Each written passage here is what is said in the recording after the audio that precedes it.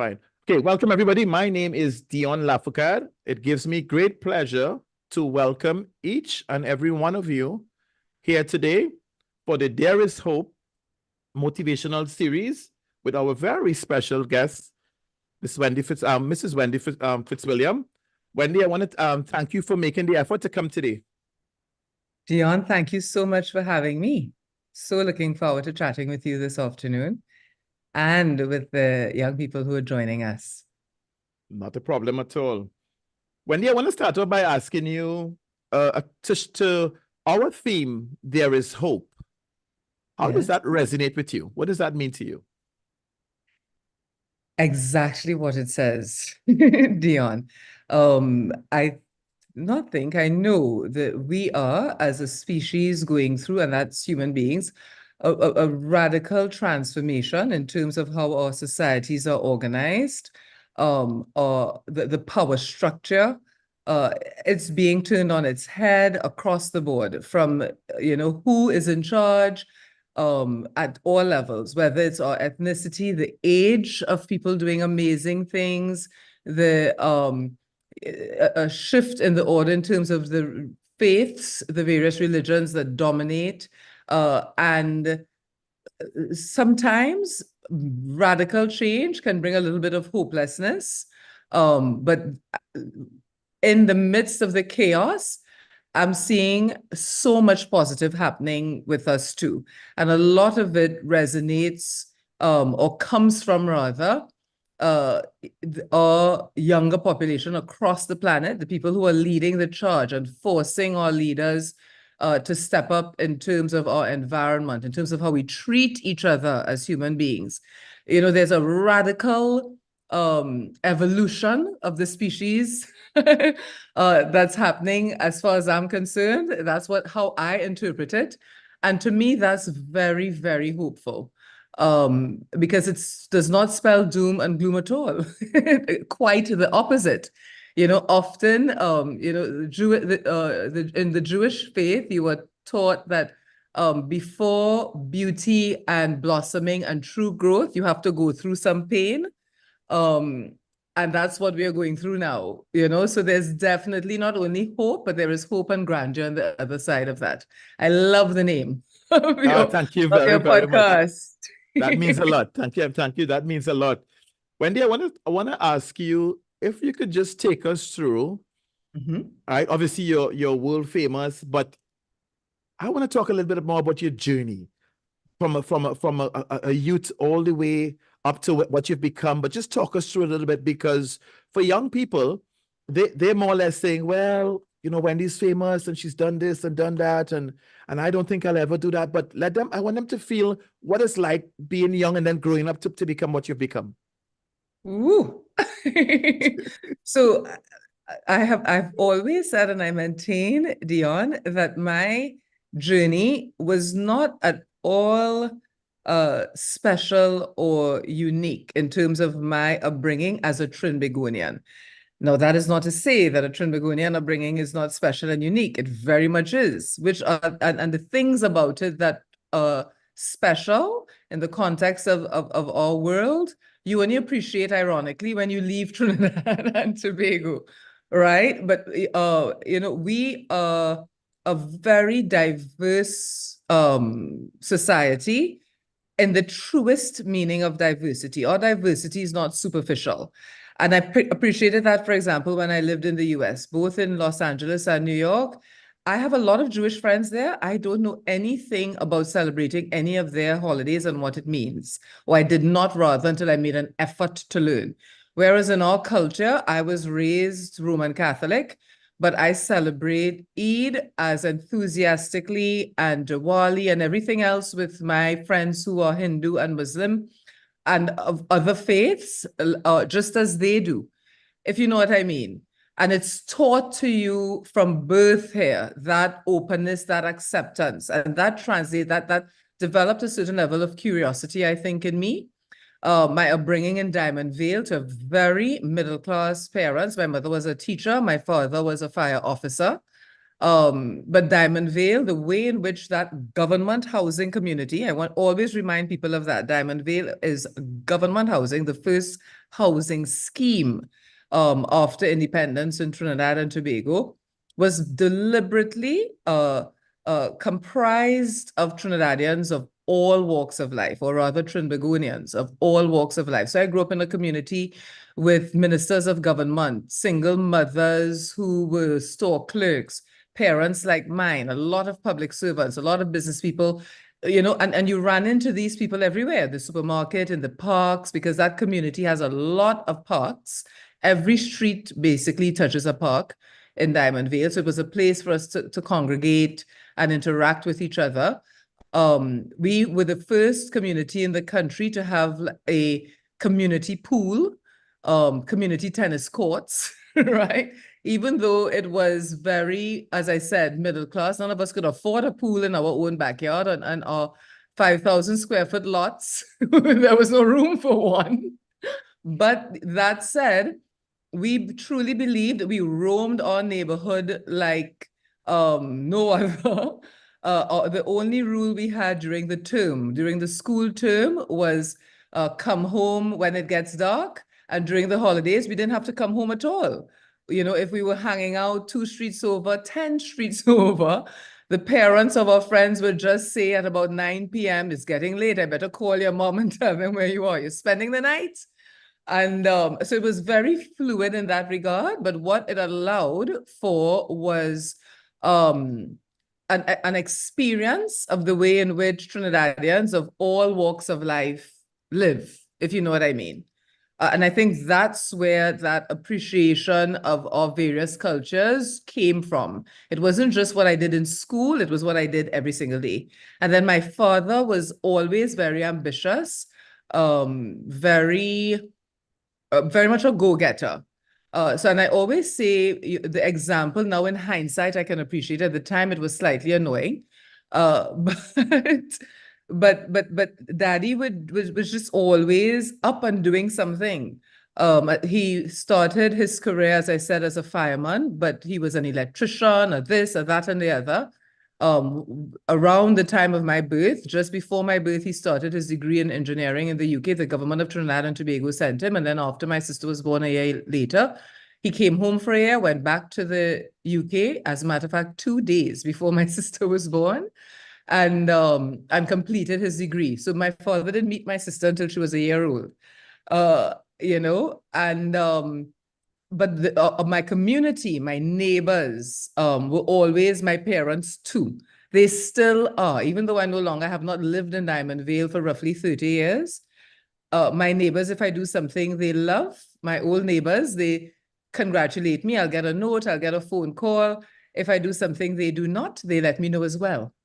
And I think that's a very, very important part of one's experience, and something as a Trinbagonian we take for granted. And as I said, my dad, by his example, would 2 things: hardly ever say no, and worked very hard. So it's in my DNA. And my first memory of my father that I can remember, not from photographs, because I have no pictures of this, just my memory, is around the age of 4 or 5, around there, just at the start of primary school, going to the Queen's Park Savannah on a morning at 5 a.m. and doing 2 laps of the Savannah with my dad. Now, this is a 6'2" man. There was no way I could keep up with his power walk, but he and my godfather would go every morning to exercise. And my sister and I on our tricycles would be racing behind them, trying to keep up. So and that's why I stay healthy, because literally as a kid, exercising, participating in sports was always a part of what we did. Daddy had an opportunity. He got into some trouble when I was 11 on his job and got suspended, and that could have been the end of his career. And he turned it into another career. He had the opportunity in a conversation, talking to some of his bosses and colleagues about the security, the fire security at Point Lisas. And he became a consultant for years for a few of our energy companies, ensuring that their systems were top notch. And that's something he more or less taught himself. You know what I mean? Yes. So that example, and always, with my little sister's godfather, he started building boats. And then he realized, wait, we have a skill here. A few of their friends liked the boats they were building. And then he started to build cruisers and sell them with with my sister's godfather. So, even though Daddy's family were not business people per se, he just once an opportunity arose, he would take advantage of it. Some of them worked out, some of them did not. So, and I think I inherited that from my dad. And then my mom, very, very strict, the totally other end of the spectrum, right? Wow. Lots of discipline.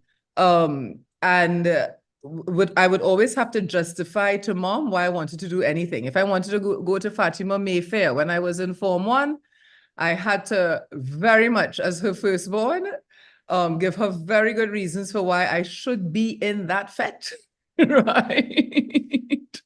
Or it was no.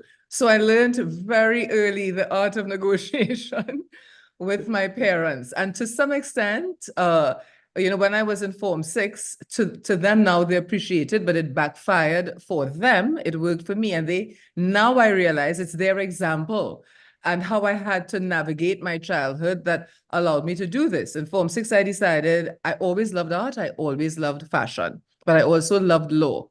And good West Indian parents will tell you at that time, now it has changed somewhat, that you cannot build a career in fashion. That's a hobby. You do that for fun. You know that. In the Caribbean, the only real careers are doctor, engineer, lawyer, and accountant in that order. Right? Right. That's it. And I always loved art and wanted to do fashion, particularly fashion design. So as a kid, when we would go on vacation to New York, my father's siblings lived there. So it didn't matter where we went in the world. We always spent some time in New York City. I fell in love with the Fashion Institute of Technology. And during summer, when we would be there, July, August, I would audit, Americans call it, we Trinidadians call it storm, right? My dad and mom would go to the city to shop. They would drop me off at FIT, and I would audit some of the summer classes. I would just sit in on some of and I'm talking about young, okay? Like I'm like 12, 13. And I would spend the day auditing or storming classes. And then I decided I was going to learn to sew. In Form 4, my father made me stop sewing because it was time for me to focus on my real work, the academics. So again, in Form 6, I stopped art. In Form 3. Sister Paul, my principal at St. Joseph's Convent, had meetings with her students who were going on to Form 6. She would sit with you and ask if something odd showed up in your profile, read the subjects you wanted to do. Why are you choosing this? Perhaps you should think of that. And art showed up in my Form 6 profile. And she was like, art? Miss Fitzwilliam, you haven't done art since Form 3. You need O-level art to do A-level art. What are you doing? And I said to her, Sister Paul, give me a chance. I promise you, I will knock this out of the ballpark. I've been doing a little bit of work in this area on my own, fashion design, surface textile design, and I really want to do it for ease. And she said to me, okay, but if you're struggling after your lower 6, then you have to drop it because you'd have to focus on your other subjects. So we had a deal. When my father was in Canada at the time for the government of Trinidad and Tobago. Dion, when this man came back, he was not a happy camper. But that decision was one of the best I made because it allowed me to enjoy one of my other subjects. I did my law, I used my law, but my love of fashion has followed me throughout my career. And his never say no, take advantage of all opportunities approach to life, I took on fully. So in Form 1, when I was doing art as a new student at Convent, Bosco Holder had an exhibition on at the National Museum. And he liked my look. Bosco likes painting Black people. Particularly, he would paint everybody, but he loved painting lovely Black women. And so he saw me at his exhibition. He liked me and he asked my teacher if he could paint me. And she said, yes, provided you come to class and teach my class how to do figures. So he did. He did 3 sessions with us at Convent, which was a big deal. It wasn't just my class. The whole form showed up for Bosco. And he liked me so much, he started to pay me at the age of 11 to sit for him. And most 11-year-olds would do like a painting or two. I would imagine you want to get back to be playing your sports, liming, sleeping in, etc. But I enjoyed, my time with Bosco, those 3 sessions at school. So I sat for Bosco. That was my first paid modeling job at the age of 11. I sat for Bosco literally from the age of 11 until 2005, even after university. I would, when I had the time, I would go and spend time with him, and he would just whip out a canvas and he would start. At that point, we were doing it for fun. But doing that, saying yes to Bosco, convincing Daddy that he should accompany me to Bosco's home on a Saturday morning, taught me my country. That's how I learned that Paramin connects to the north coast of Trinidad. That's how I learned that you can eat hibiscus leaves, or flowers rather, boil them. It's very good to help you regulate your body temperature if you have fever, and little things like that. The most random things I picked up along the way. So universe was very much the same thing. I'm now a young adult. I'm doing law. Peter Elias says to me, because we became friends, again, the fashion thing, I designed all of my friends' high school graduation gowns. And Peter had owned Trinidad's top fabric store at the time. So he became a quick friend because I needed good discounts.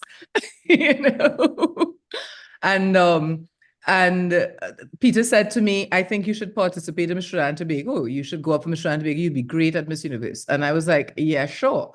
And we were at a friend's wedding, having a good time. I didn't take it on. He submitted my photograph. And next thing you know, I'm a finalist in Miss Trinidad and Tobago. And I didn't again say no. A lot of my friends at law school at the time said to me that you're crazy. A judge will never see you the same again. If you compete in Miss Trinidad and Tobago, every time you step into court, the judges are going to see you in a swimsuit, introducing yourself as Miss Trinidad and Tobago. I went to the registrar of law school and I said, Peter's entered me in this thing. I'm a finalist. What do you think? And I expected Miss Rochford, who was a very, very strict woman, to say absolutely no way you should not. And she's like, darling, go for it. That was all I needed. So taking advantage of the opportunities that come my way, that has been, I think, the hallmark of my experience from childhood to now, basically. What a fantastic, upbringing you had. What a fantastic upbringing. But I want to take you back a little bit to when you were maybe early teens or preteens. Yes. Did you have big dreams, or would you say yourself you were average like other youths, or were you like, yes, I have my friends growing up in Diamond Vale, but I am going to become something great? Or were you how did you see yourself? No. So I always wanted to be a fashionable lawyer. I think very average, but not at the same time, because most kids have big dreams. You know what I mean? So I always, as I said, loved fashion and always wanted to model internationally. Now, I learned later on many versions of that, but I knew that I wanted to do that. I just wasn't sure how I was going to go about it. And I wasn't sure how I was going to marry law into the other things I wanted to do, because I love law too. And I think I was very average in that regard, except I'm coming back to my parents. My parents were married for 10 years before they had me, and I'm their first child, right? So they were very careful. I would use the word precious in terms of how they treated my sister and I. Like once we came along, they were like, whoa, yippee. So my upbringing was very average in that regard, but my parents didn't treat their kids as if, how do I say this without making my parents seem completely wacky? Because they were not. They were very average in many ways, Trinidadians. But you know, my father's nickname for me, like once Princess Diana came on the scene, was Lady Wendy Fitzwilliam, Princess of Diego Martin. And he would say that if particularly if he was upset with me. So if he wanted me to do something and I was being naughty, you know, as teenagers do, you know, at 13, I want to lime, I want to do something else except my chores. Because in my time, you had chores. Every Saturday morning, you had to get up and do your chores before you go to ballet lessons or netball or hockey or whatever you had on a Saturday. We had chores, my sister and I. And I would always find a way to not do it. And that was his name for me, like when I was being naughty. So their nicknames were always cute and absolutely fabulous for their daughters. You know what I mean?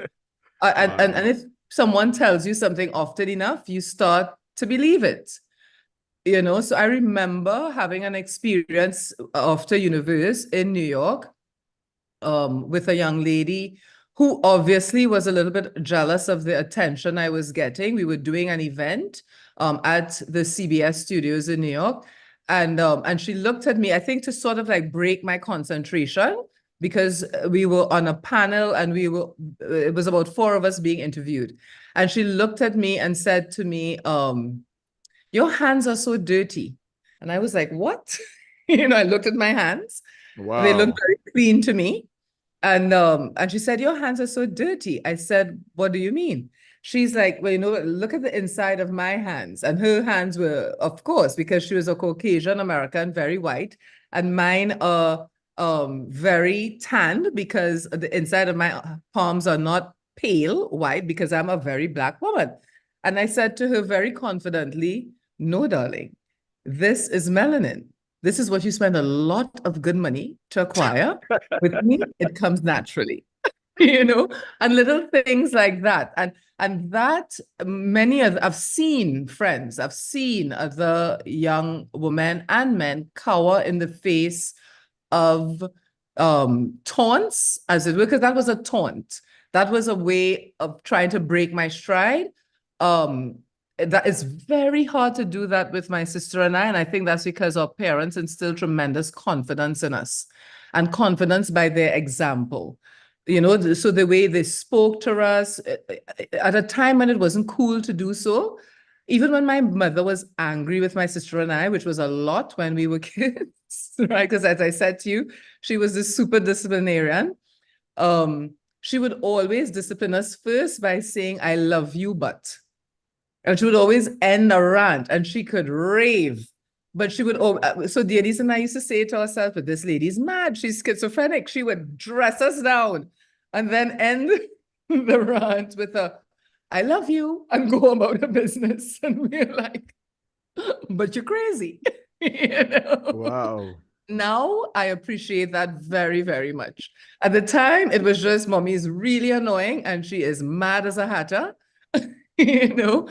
But now I very much appreciate that. The two of them, I think, because their upbringings were a little bit, mommy's mother was like that, very loving, strict as well. Granny was very strict, but very, very loving with her children. Daddy's situation was very, very different. And I think he made a very conscious effort to not parent in the same way he, you know, his mom parented him, particularly. So they made a very conscious effort to raise confident young women, you know? And I think that worked for me. So to answer your question, wrap it up. But my upbringing was very average, I think, in terms of, you know, the experiences around me, the focus on education, the liming with my friends, the getting into a little bit of trouble, but not so much trouble that you fall off in school, ta-ta-ta. But what was a little bit different for the time was the way in which my parents very consciously attempted to correct some of the errors, as it were, in their own upbringing. They took what their parents did really well and they adjusted where they did not, if you know what I mean. You know, so like my own situation with my son, Alan loves the FBI. I'm like, okay, he wants to be the director of the FBI. I'm like, sure, of course you can be. Now, do I really truly believe in my heart? Do I want my son Ivan to become the director of the FBI? It's not my first choice, but it's not my life to live. You know what I mean? So in much the same way, my course correct there is my father being so adamant that I not pursue fashion as a career. I'm like, if Elon wants to be a glorified policeman, then good for him. In many ways, I prefer him being a policeman to a glorified one, but that's my preference, not his. So I support, you know what I mean? I just make sure he knows he has to work really, really hard at it if that's what he wants to do ultimately. So Wendy, you obviously talked about confidence, and you do have a lot of confidence. What about peer pressure? Because for the many youths that are going to look at this interview, having to deal with peer pressure and succumbing to peer pressure, what advice you'd have for them? Ooh, child, peer pressure. We could wax warm. We need a whole podcast on peer pressure, right? Because peer pressure does not disappear in adulthood. Let me tell you. Okay, it just changes its form and it's a little more subtle in many ways, but peer pressure lives with you for your life. So you better learn how to deal with it early o'clock. And again, when I was a kid, and particularly in my teens, I think it was a little easier for me in some respects because I was not the golden girl, right? Outside of my family to a large extent. And I have to explain that to you, to our listeners, because if you look at my life from the outside, as I said, I started modeling when I was 11, right? My first paid modeling job, my first television commercial was when I was 12. I started modeling for mailing when I was 14. And in Trinidad and Tobago, that's very glamorous. Modeling for mailing is like working for Coco Chanel. That's the top of the food chain in terms of runway work here. And I started with mailing literally when I was a kid, at the end of Form 2. So to the outside world, that's very fabulous and glamorous, and it is, don't get me wrong, loved all of it. But, in our context, West Indians like a slim thick, as we say, not thick, but thick, right? Women who are lean, average height, but not skinny, tiny waist, boobs and bum, big, nice round backside, as we say in the Republic of Trinidad and Tobago, and perky little boobs. I was built like Fido, okay, as a teenager. So, I am doing all of this work as a model, but in real life, I didn't look the part, if you know what I mean. Like, unless you dress me up, I look like a bad boy in drag, right? Very, very narrow, long limbs. It took me a minute to grow into my arms, right? My torso had to catch up with my arms and my legs. My head was so big. This naughty boy in my neighborhood, I'll never forget. And he was so brilliant and witty and fun. And I realized later on, he said, you know why I said that to you, Wendy? It's because I had a real bad crush on you and you never used to take me on.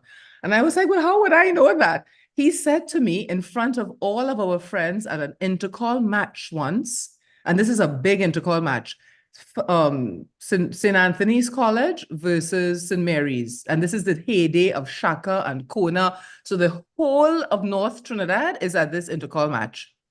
And this boy screams at me, loud enough, everybody here, your head's so big. When you take a passport picture, instead of getting 4 shots, it's like a passport puzzle. Dion. Oh my gosh. I wanted to die. A passport puzzle. Now I could laugh at that. But I mean, like, I literally turned around. I turned away from him and his friends and from everybody. And I walked towards the entrance of St. Mary's grounds. Thank God that there's that narrow little bridge to get onto St. Mary's grounds. And I went outside and I sat behind a car parked in front of the grounds and I bawled my eyes out, right? because to him I look like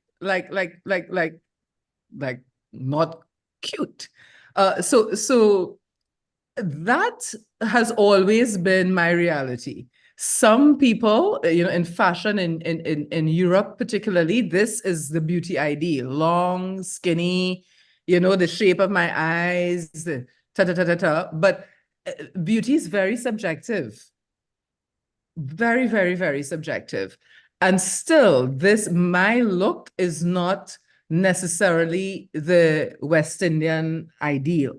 Doesn't matter your ethnicity in our part of the world, whether you are Black, white, Chinese, Indian, Arab, West Indian, your version of a beautiful woman is usually what I call a compact disc. The tiny waist, very curvaceous. I am not it per se. So in my head, I still deal with that, but as I said, my parents always were very supportive. They thought they won the kid jackpot, both with my sister and I. So that worked for me. Only when I was about 30, I figured out that I was smart. My sister is brilliant. Like for O-level, she did 9 subjects, and her 9th subject was economics. She got 9 distinctions at O-levels. And in her profile for English literature, they break down each subject. You have a profile, you understand it, and it's A's, A's, A's, A's, A's. She had 1 B. In English literature, she had 2 A's and a B. She still got a 1 in lit, but she had a B in her profile. And my mother looked at that profile and said, Dee, how fabulous, you did so well. But why is there a B in this profile? This was the year after I wrote O-levels, right? When I got 5 1s and 2 2s and a 3 in math, right? And I thought to myself at that point, whoa, if I had to follow my sister, I would need a shrink or I would be an addict of some kind, right? Because of that kind of pressure. So that's what I mean in terms of the peer pressure. I observed a lot more than I was a part of it as a teenager. The pressure to drink, the pressure to become to start sexual intercourse before you are ready is tremendous. The pressure to conform, to look a certain way, to say and do certain things, really, really, really intense. The pressure to drink, it does not stop when you leave your teenage years. It becomes even more intense. I've been in rooms where I'm the only woman finalizing a negotiation. And the kind of things I have seen, men and women that you would admire, leaders of corporations do, in the name of fitting in, to be able to close a deal, to be able to move their company forward in a particular space or advance their own careers, is insane. The flip side of that is that it usually never works for you in the long run. You shoot up very, very quickly and you burn out just as quickly. Let me explain what I mean by that. When I was at Cave Hill, the University of the West Indies, Cave Hill campus, I studied law there at the time. Barbados, and the Cave Hill, of course, is in Barbados, right? Barbados is a great place to study. It's a fabulous place to live. But if you don't have a very strong sense of self, you can lose your way so easily, because it is the easiest place on planet Earth to be a professional bum. Every single bar on the island, and it's very elegant and very chic. So nothing looks ratty and messy in Barbados, right? Because it's a tourist island largely. It's a very efficient one. I call Barbados the Switzerland of the Caribbean with plenty vibes, right? Very pristine. All of the rest, everything is very chic and pretty looking. And it's very enticing. If you've had no exposure and you go to Barbados to study, so you've never been to a fete in your life, you've never really hung out and done the things that we do and take for granted here in Trinidad and Tobago, and you go there, if you're very sheltered, you can lose your way very, very easily. Now, if you are a Trinidadian woman in Barbados on that campus, we are like gold, right? We are by a mile. They love our accent, particularly the accent of the woman. Because we are so mixed. So even if you are Black Trinidadian, like I am, most of us have a little something going on in us, and you could see it. We don't see it because this is who we are. But in homogeneous societies, the first time I went to Japan, it was the same thing. They can see that what are you? You're not really one thing or the other. They love that. And these boys on campus, the Jamaicans, the Bajans, the Lucians, they butter you up. They butter you up. And as I said, many beautiful restaurants, many beautiful bars and lounges. Happy hour at every single one for hours every day. Happy hour in Barbados is not 5 to 6 p.m. or 7 to 8 before dinner. No, no, no. Happy hour is usually 5 p.m. to 8 p.m. That's a 3-hour happy hour, right? When you should be studying. And a lot of the young women I went to school with who were very, very attractive, they were phenomenally popular on campus, fell off, did not get their degrees. Many of them, it took them 10 years to get, in those days, what was a 3-year or 4-year degree. Some of them have found their way and are doing very well now, but others have not. And think about how dramatically their lives have been impacted negatively in many ways. So I'm not giving you an example of because I have those too, where you get caught up in a spiral of, smoking weed all day, and that's what you do. I'm just talking about enjoying the company of your friends and falling off and not being able to recover that kind of peer pressure. Right after I won Universe, I was the last title holder to live in Los Angeles. After me, Donald Trump moved the title holders to New York. And I remember at LA, California is very much like a southern state, but with plenty vibes because that's the headquarters of America's entertainment industry. But it's still, there are a lot of the rules of the South still apply in California, meaning bars and restaurants have to close at 2 a.m., right? So the after hours scene in LA is madness, like crazy. That's when the real party happens. And I remember my first after hours party. So I'm feeling myself now. I'm the new Miss Universe in town. Denzel Washington and his very good friend Alvin Clayton Fernandez, a Trinidadian, had a party for me. Everybody showed up at this party. Shaquille O'Neal, Kobe Bryant was the new Laker boy at the time. Oh, I was feeling myself. Fabulous, right? And I go to this after hours party at somebody's home, and I walk in the front door, and there is a punch bowl, I am not kidding you, of cocaine with little mirrors and $100 US dollar bills stacked up. So, sometimes when you walk into a home to a party, you may have waitresses standing at the door with cocktails, a tray of champagne or whatever waiting for you. This was the first time in my life I had seen cocaine, but in that quantity. And it was so casual. Almost everyone who walked through that door at that particular party did a line or two before they went in to have a good time. And I'm the hot girl in town, right? I'm the new Miss Universe in town. Everybody's expecting me to fall in line too. And I got my way out of that. And what at that time, thinking back, what allowed me to be sort of like cute, talk very, very fast, be very, very engaging, and slip into the party without getting high was a session I had at Convent with Errol Fabian right after he had come back from his very, very the dark time in his life when he was homeless because of his drug addiction. He came to St. Joseph's Convent to talk to us. He was on his way up. And I didn't really care to hear Errol speak. I wanted to get out of French class. I had had a French test that afternoon, but that I was grossly unprepared for.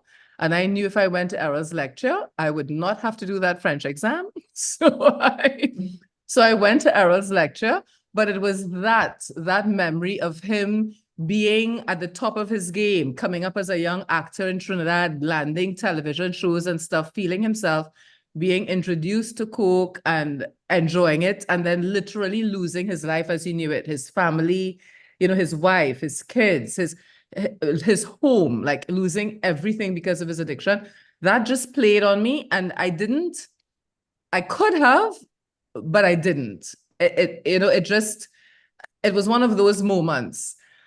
So it's not that I'm by any stretch of the imagination perfect in terms of peer pressure. I've gotten drunk a few times in my life, and largely because not because I was enjoying it per se, but because the peer pressure again to fit in was so tremendous. I did. And now I have moved way past that, way past. But the peer pressure is intense, and how you deal with it, I think, is to not belittle your peers. I've learned to not be judgmental, and that allows them to be not judgmental of me when I am sidestepping the behavior that I don't want to engage in. The trick is to, and I have not perfected it, I can tell you. Oh, this carnival, I learned how to make sparkling water and a little ginger ale and a tops of bitters look like a rum and coke. I mean, a club rum, dark rum and soda. I could make it look like rum and ginger ale, right? Just to avoid drinking, because everybody wants you to drink. And if you're not having a drink with your friends, what's wrong with you? You're not cool. The peer pressure is intense. So I've learned how to manage it by sidestepping it without making my peers feel bad about themselves. That's the trick. That's how you are not judged when you're in the situation. If you can, and when the time is right, in the moment, it's usually not the right time to pull up a friend or colleague who is pressuring you. But the opportunity always arises to say, hey, I didn't really like that. Like, why were you trying to get me to whatever? But in the moment is usually not the right time. Okay. Okay. Totally understand I hope that makes sense. No, that made sense. That definitely made a lot of sense. So if you, and I don't know, to the people who are listening, you're a parent of one of Trinidad and Tobago's budding goalkeepers. If you, as a parent, what I want you to do, Wendy, young people are going to watch this video and they might be starting to dabble a little bit or thinking about going the way of drugs, right? Especially some of the communities, we know what's happening there. What advice you'd have for them?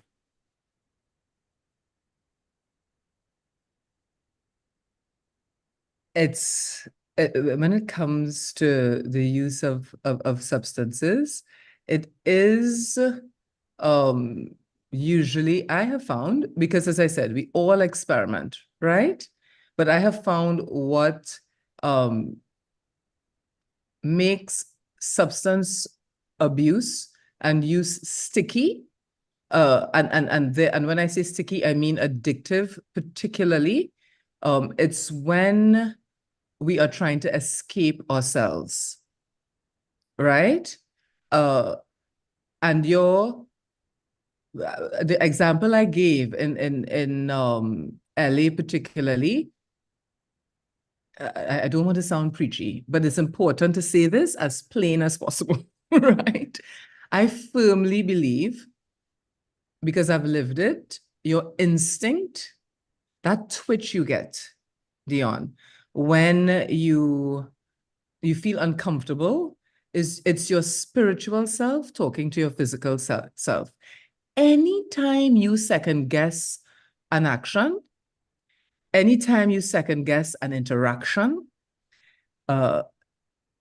anytime you second guess a human being, a person in your life, in your space, whether for the long term, over a period of time, or a fleeting interaction, it's because that interaction, that action is not right for you.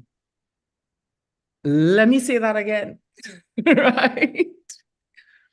Your instinct that twitch you get when your brain says, and it's fleeting, it could be very, very quick. Is that, as we say here, your paws raise, or you just feel a slight discomfort. That's your spirit talking to your physical. That's your spirit trying to tell your brain, step away. That's not right for you. And 99% of the times, those experiences, particularly as in our teens, in our early 20s, come in social interactions. If you think about it, right? It's when you're having a good time. It's a panorama, sweet, sweet, sweet, sweet, sweet, and you rock back on that cute boy or girl that you've been eyeing for the whole year. They've ignored you, and all of a sudden you're in the north stand taking a little wine, and they offer you something, and you really, really like this person, and you don't know if you're going to get this chance again. And they offer you something that says to you, I don't know, you know. It gives you pause. In the middle of the sweet lime, in the middle of all of the excitement with your friends, you're feeling yourself, you know you're looking good. He knows you're looking good. He's liking it. And in that moment, something shatters the illusion and the feeling. He may offer you something. He may say to you, why we don't go and take a little lime downstairs? Or let's go out into the savannah. And you know that twitch, right? That says to you, I don't know, you know, but I really like him. That's, I think, just being in tune to that is key for avoiding the pitfalls of substances, period. And if you are introduced and you are struggling now, and you know you want to get past it, you keep putting that out there into the universe, because the support you need will show up in your life. You just have to be open to it. All right? So you know the things because instinctively, your body, your brain, your spirit tells you that's not right for me. And if you listen to that, and as I said, it never comes in situations like this where you are listening to a podcast, right? And it's rational and sweet and sane. It comes after you've had one beverage too many. You may not be drunk, but you're sweet, as we call it in Trinidad, or tight, as we say here, right? You may be thinking, that's when that usually happens, and that's the time to step back. And if you're already in the throes of any form of abuse or addiction, just that that's usually a band-aid for something you don't want to address in your life. And it's often a band-aid for something you feel that you can't address. You know, maybe it's your home environment. You know, your mother's boyfriend is messing around with you when she's not home. Or, you know, you have a big cousin who beats the living daylights out of you. And how you deal with that is to not go home, to lie with the boys, and to fall in with whatever the boys are doing. They're always, whether it's a teacher, whether it's a friend's mother, there's a friend's sibling, someone who sees you. When that person sees you, take the chance and ask for help. It's very hard for us as human beings to reach out often and ask for help. Our pride often won't allow us to. And, you know, we come from a small community. Trinidad and Tobago is a small country. It's 2 degrees of separation. Everybody knows everyone else. So opening up often is hard. But again, I come back to what we call our instinct. You know often, because that same negative twitch, if you're in a situation where somebody's offering something that you know is not great for you, but you really like the person, you want to try it, the opposite of that is that twitch when your spirit says to you, why do I take to this person? You know, why is it so easy to talk to Mary? And if particularly if you've developed a relationship with a Mary or whomever, a teacher, and you don't hear your business all over the place, that's the person you confide in. That person will usually be 99% of the times the person to help you move beyond the struggle you're facing. 99% of the time. And Wendy, we have Maria Gaifuk from Canada. She wants to ask you a question. Sure. Hi, Maria. Hi, Wendy. How are you? Well, thanks. How are you doing? Good, good. So yeah, you know, when I was 22, I remember watching Miss Universe, and all my coworkers were like, yes, you know what? The Miss Universe we have here now, she's doing so good. She's so tall and confident and elegant. And I remember being glued to the TV, and then you won. So, I remember that like yesterday. So thank you for putting Trinidad on the map. You're so sweet. Thank you, Maria. Yeah. And I know within your Miss Universe reign, you had lots of duties. So maybe if you could tell us some of the things that you did and what were you most proud of? Ooh, great question. So, you know, being Miss Universe, you win that title just for being you, right? Miss Universe it's a full-time job, but you're not doing something per se. And the Universe organization builds the year around the title holder. So because I was a student attorney, I did a lot of media and shows like Politically Incorrect and Q&A on CNN. Because of the work I did in HIV before, I spent a lot of time with the United Nations as a Goodwill Ambassador, traveling with them, doing work on HIV, working with HIV programs across the African continent, Latin America, and the Caribbean. But there's also a tremendous amount of glamour and elegance to that job, right? So you are a spokesperson for the companies that sponsor the competition. So in my case, that was companies like Clairol, Chopard Jewelry, which was fabulous. I would do events for them. They would dress me up beautifully, take me to galas and various things all over the planet, which was absolutely lovely. And attend movie premieres, album launches, fabulous concerts all over the planet. Very, very intense year of amazing activities. My most memorable experiences, because I'm greedy, from that year were two. Working with and meeting Nelson Mandela in South Africa. That was amazing. In March of 99, I spent 4 days with him. And he was at that time handing over the leadership of the ANC and stepping down as president of South Africa. It was just before he stepped down. So he was busy campaigning. He was doing a lot of work in HIV at the time. So I got to see, it wasn't just a meet and greet like most other world leaders do for someone like Miss Universe. He actually put in the time with me. I spent a whole afternoon with him at first. He or one of his members of his team had done all their research about me, so he knew everything about my mom, my dad. He asked me about Brian Lara. He had seen a photograph of Brian and myself in the newspaper, and he wanted to know how well I knew him, And then I traveled South Africa with him for the next 4 days, basically, which was absolutely wonderful.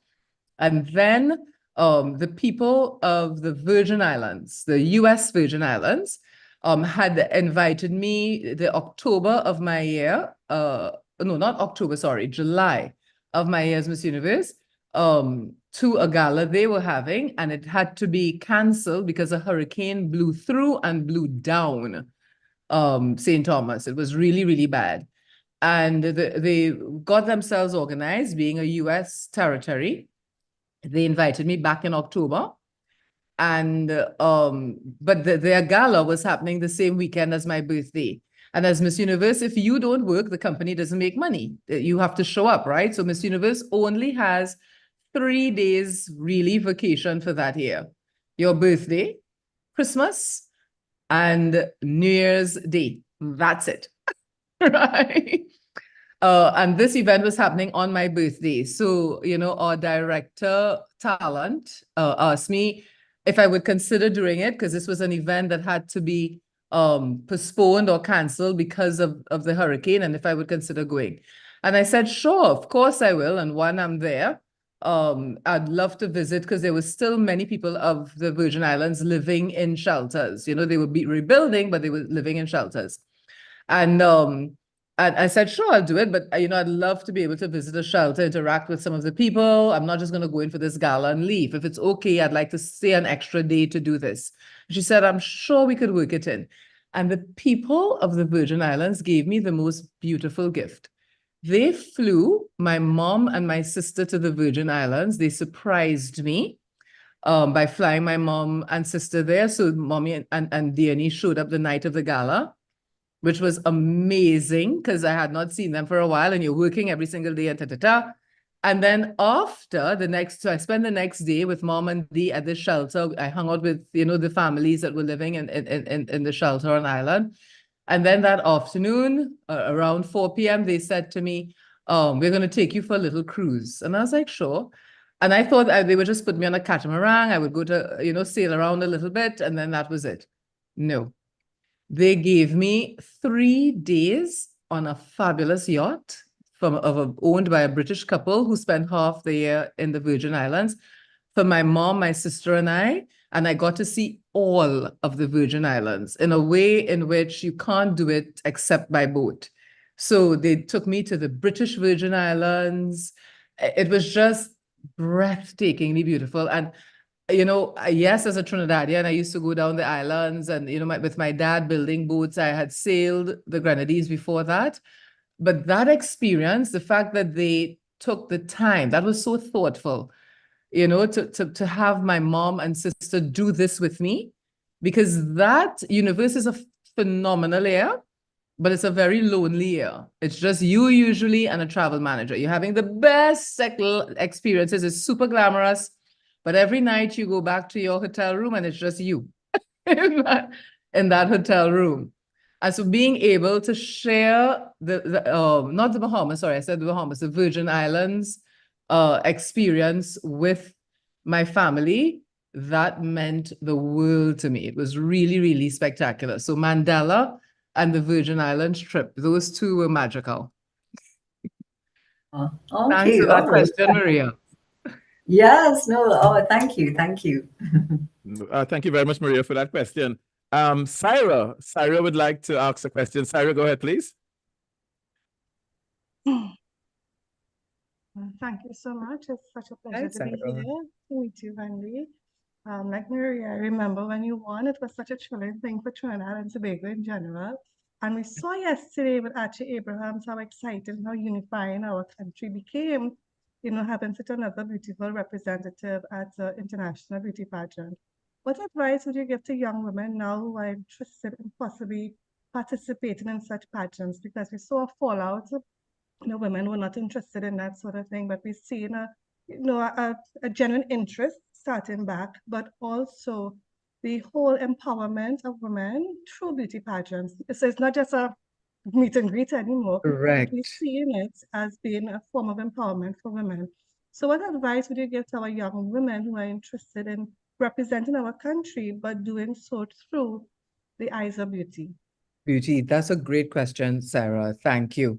Our pageantry has evolved tremendously as women have evolved in society. So pageants are no longer, as you said, beautiful women or pretty women just showing up and waving and being only spokesmodels for companies selling whatever, swimsuits, jewelry, whatever. There is that too, and it's a great stepping stone if you want a career in entertainment. It's a great finishing school because not everybody can win. But if you take your participation seriously, the benefits are tremendous. You build a network, whether it's at home in your country or outside internationally, like no other.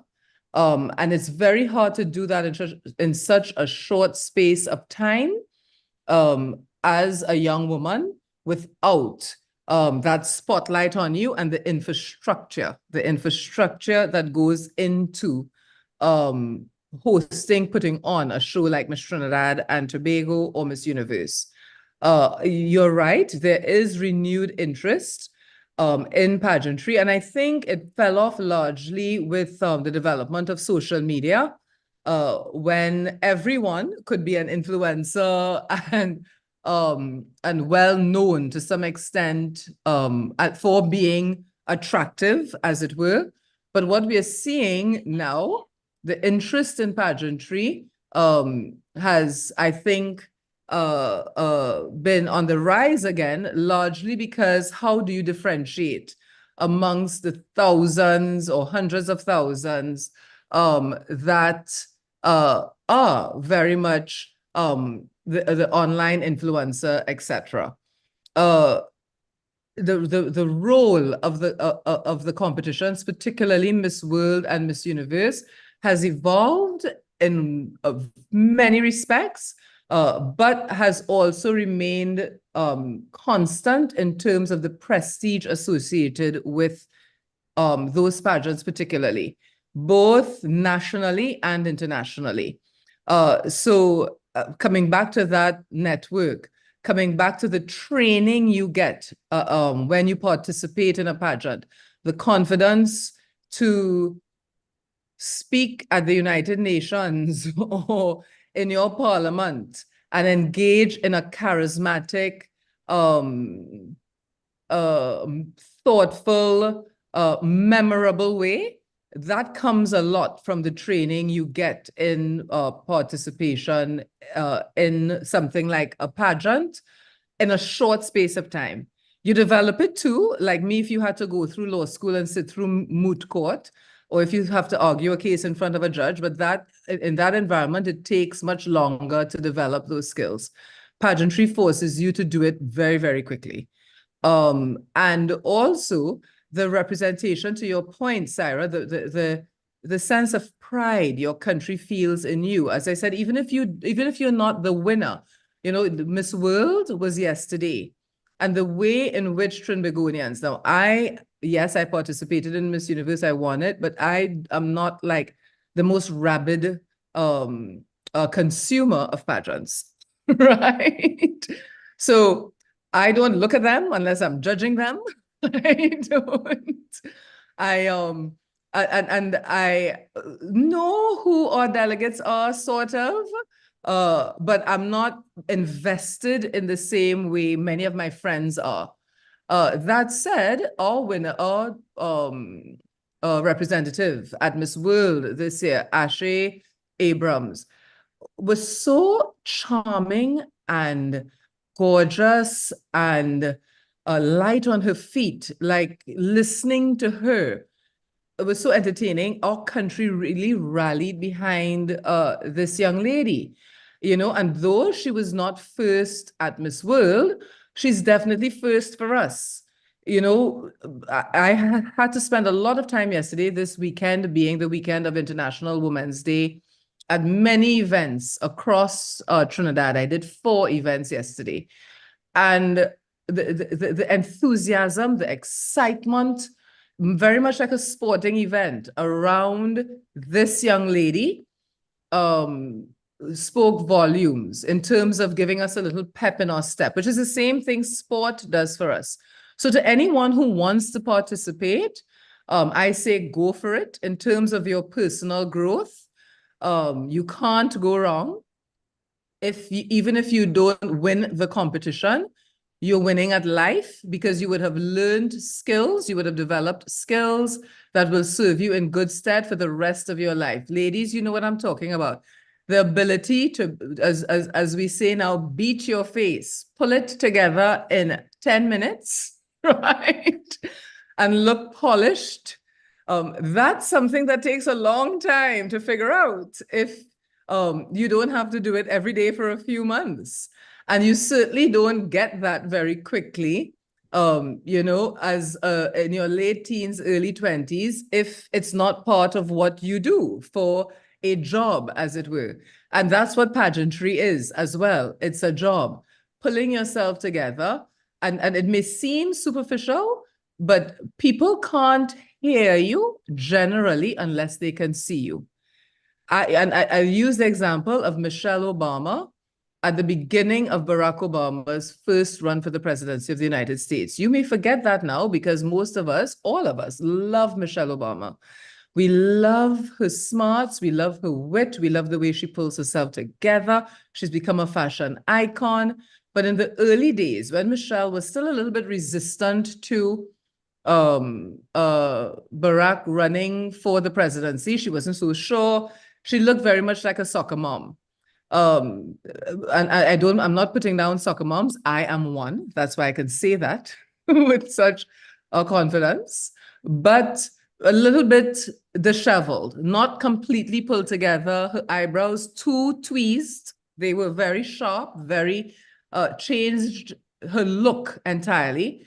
And there was a lot of talk about Michelle Obama being angry and mean, not what a first lady should be. And right after the Democratic Convention, Michelle Obama got herself a stylist, softened her, all she did was soften her eyebrows and apply softer lipstick. Are you hearing me? That's all she did. The wardrobe was the same, right? All she did was soften her eyebrows and apply a different shade of lipstick. And the conversation, she was still as sharp, still as witty, still very opinionated and confidently sharing her opinions. And the American public started to see her differently. Now, yes, there was a machinery working with her, but that machinery was there before. So those little tricks do make a huge difference. And it's and participating in pageants teaches you that. Even as a model, because I am both, you don't learn that per se. What pageantry gives you the little edge on the fashion industry is that interaction with other human beings, is the art of communication. Communicating with your voice, what comes out of your mouth, your brain, but communicating effectively with your physical too. I hope that answers your question. Thank you. Thank you very much. Sorry for that question as well.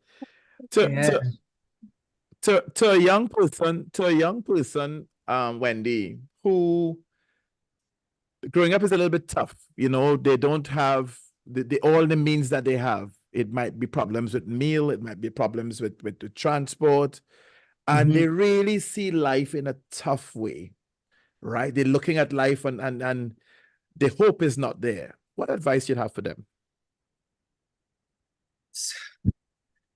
Hope. And when you are being raised in an environment that is not the healthiest, often it is very difficult to see or find hope, right? But that said, I come back to the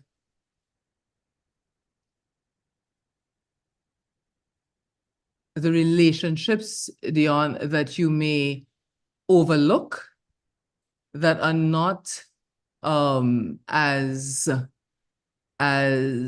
developed as the ugly ones, the ones that are keeping you down, the ones that are keeping you back, which may be the ones in your home, in school, teachers putting you down, etc. The ability to see the positive in your darkness, that's what will get you through.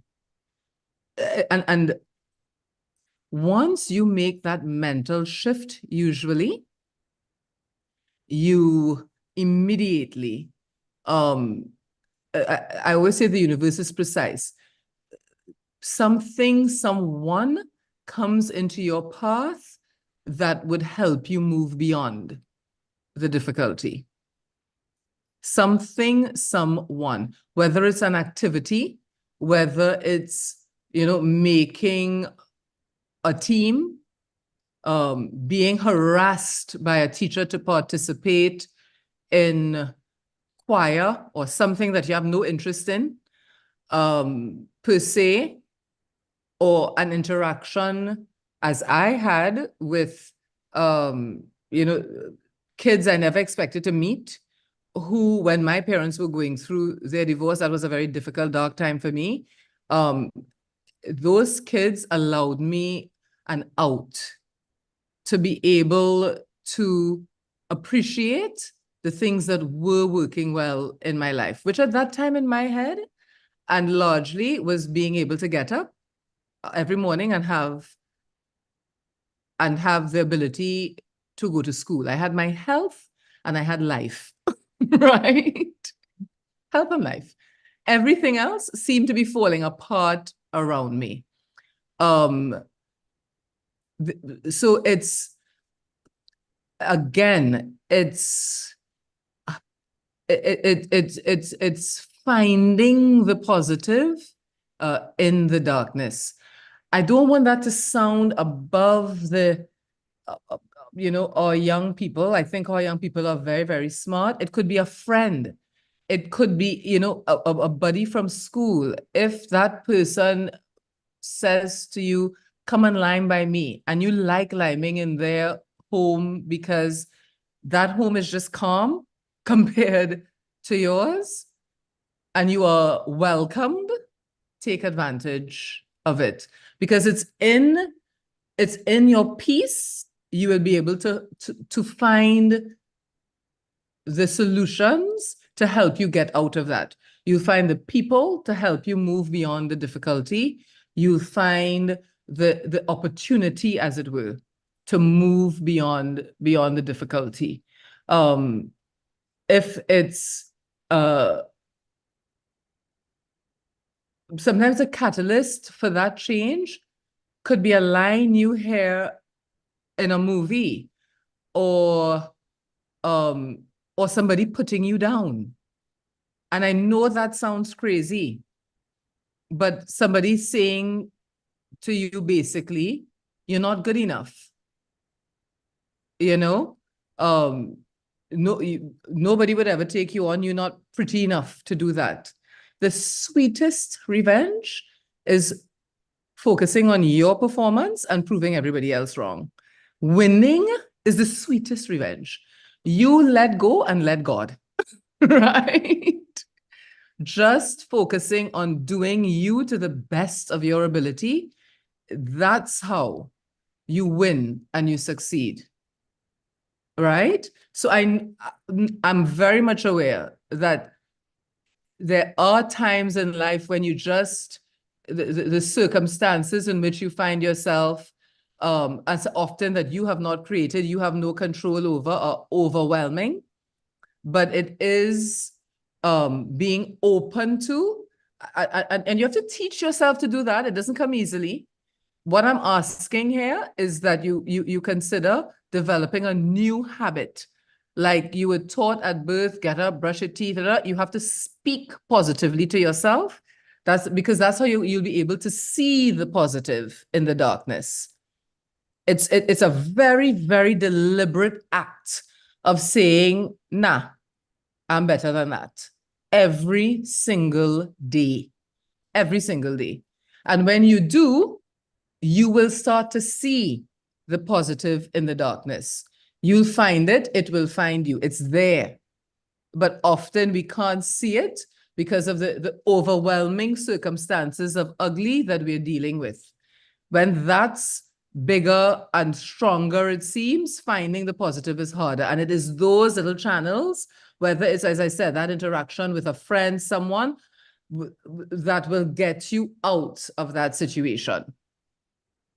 And Wendy, because some of these youths, you talk about overwhelming circumstances. When you have, it could be a teacher, it could be a coach, it could be a parent, when they're using words that have a negative effect. You talked a little bit earlier about something that young man said to you at the game, and you went off to the side and shed some tears.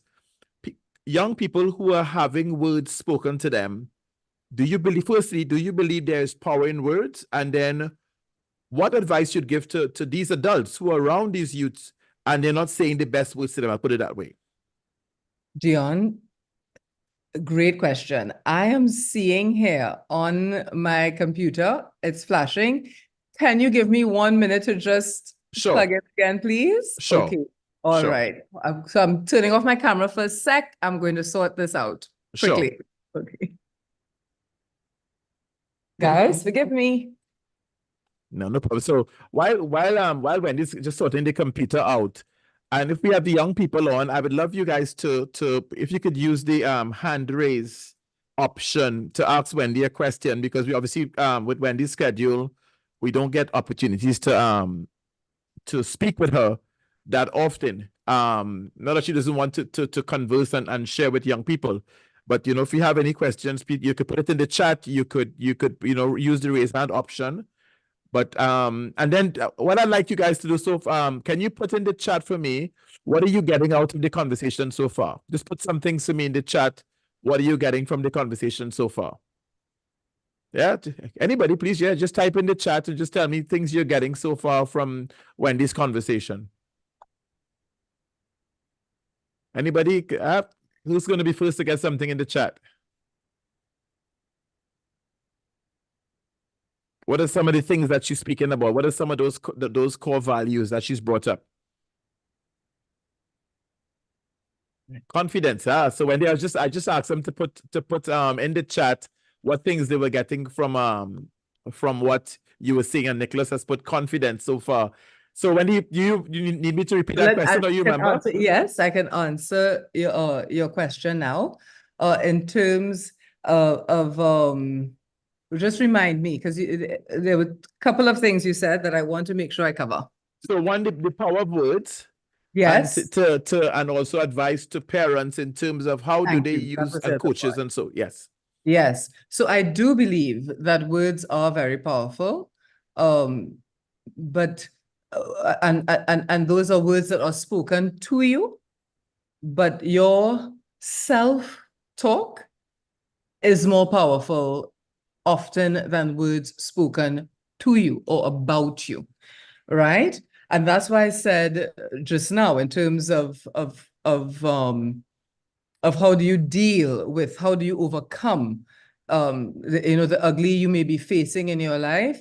The first step is having very positive conversations with yourself. I am, I can, I will, right?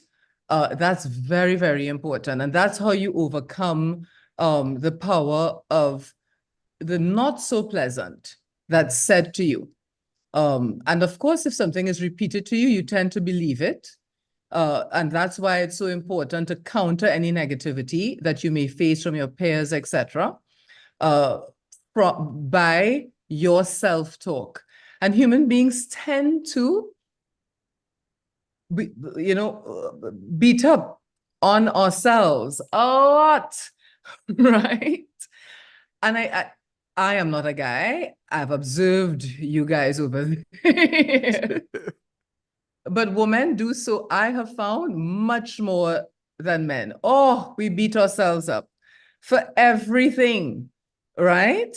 And that consciously reaffirming who we are, where we're going, what we want to do with our lives, that's the talk. Those are the words that really are extremely powerful and get you to the next level. Even if you don't believe the words you speak to yourself, eventually you'll get there. I mean, I have had that experience personally, right? Competing at university, I didn't believe when I left Trinidad that I would win. I thought I would do well, right? I was confident enough to think, yeah, I'll do okay at this competition. But I didn't really believe that I was going to win. I mean, that was obvious when I made it to the top 3 and I had to answer that question. I practically fell apart on stage, right? But I wrote, Peter Elias made me write down on 3 post-it pages on a post-it pad, and he made me stick it on the mirror in my bedroom. I had it, the 3 reasons I would win Miss Universe went everywhere with me. It was in my car, on the steering wheel. It was everywhere at that time. And so I use that technique when I am struggling with anything, professionally or otherwise, to help me get through it and to the next level and help me figure out how to move beyond. So words are very powerful, but we have the ability to control the impact words have on us. And we should not lose sight of that, right? We have the ability to control the impact words have on us. And what advice you'd give to Parents. teachers, parents, and coaches? Be very careful with your words. Be very, very careful with your words. You can so easily deflate a young human being and break someone who may be already a little bit broken, who does not have a tremendous amount of confidence by what you say. And none of us can be hyper alert all of the time. So when we do make an error as a parent, the big thing to do as an adult, period, parent or not, is to course correct, to acknowledge that you've been wrong and to apologize and mean it by your actions. That means do not repeat it. So if every time as a parent or as a coach, you get upset with your team or a player on your team or whatever, and you level them, and then you apologize, and then the next time they do something you don't like, you level them again, and you demean them, then the apology means nothing. A true apology is in changed behavior, right? Empty words are exactly that, empty words.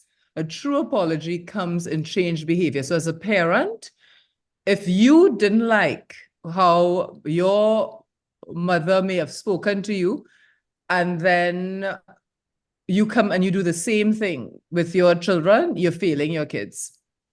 Course correct. So, you know, there are times, particularly now as a teenager, my son is now 17. Remember, Dion, we had this conversation before we went live. You know, he's delightful still. He's a sweetheart. He's doing well, but he doesn't speak very much anymore. To me, I have to observe a lot more. And that means that sometimes I would ask him something and he is responding or has responded.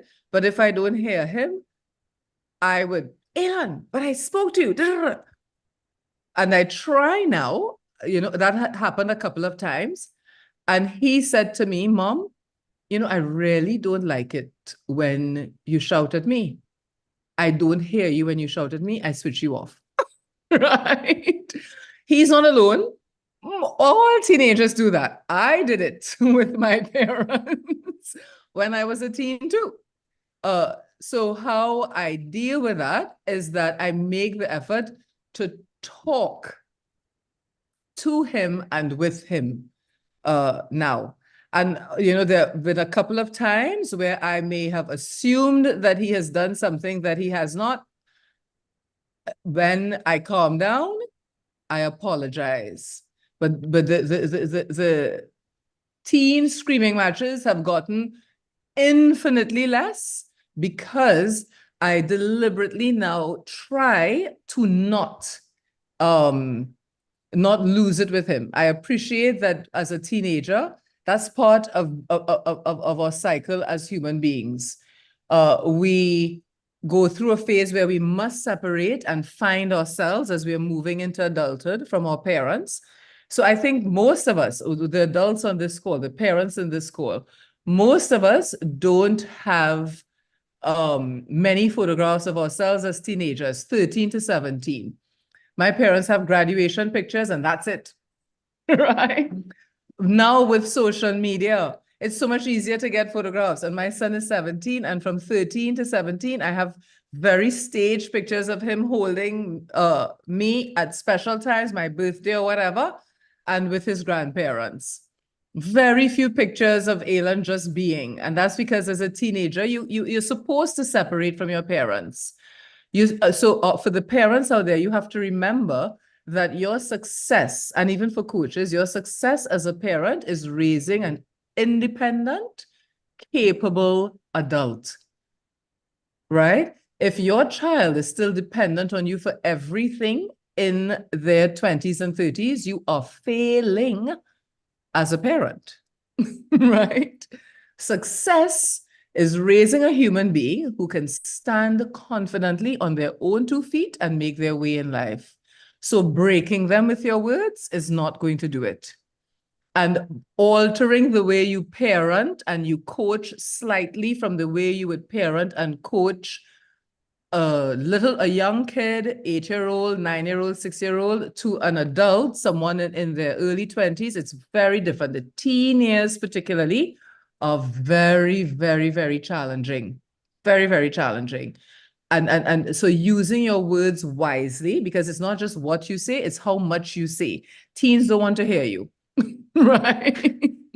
They think what I call in the Twitter or IG cycle. That means, you remember when IG, you could only post a 60-second video, and on Twitter you had 40 characters, or was it 40 or 100, whatever it was. And that was it. Teens think like that when it comes to the adults in their lives, right?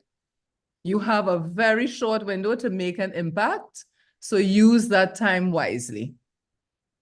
Thank you very much for that answer, Wendy. And Michelle Chin and Anthony on live on YouTube, she made a point when you were speaking. She said one of the things that we need to have with our youngsters is transparency.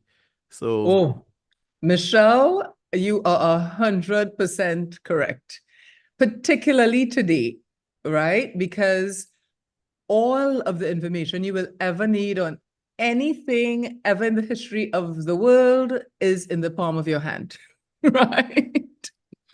So it's impossible to pull wool over the eyes now of our young people. In my time, my parents could tell me a Nancy story about certain things, and I had to swallow it largely because I had to go to a volume of Britannica encyclopedias for which the index for the encyclopedias. I'm not even sure if the young people on this podcast know what encyclopedias are. But guys, a series of books that basically was like Google, but Google very curated with facts, right, in book form. So you had to have a class to learn how to use these books, right? Not so, Dion? yes, so true. So true. Yes. Now you can literally, you don't even have to be able to type. You can speak into your hand, into your phone, whatever you want to research, and often fact and fiction shows up, right? So being transparent, being honest in your communication is very, very important. And because everything is with the speed of lightning now, if you are not, you'll be found out.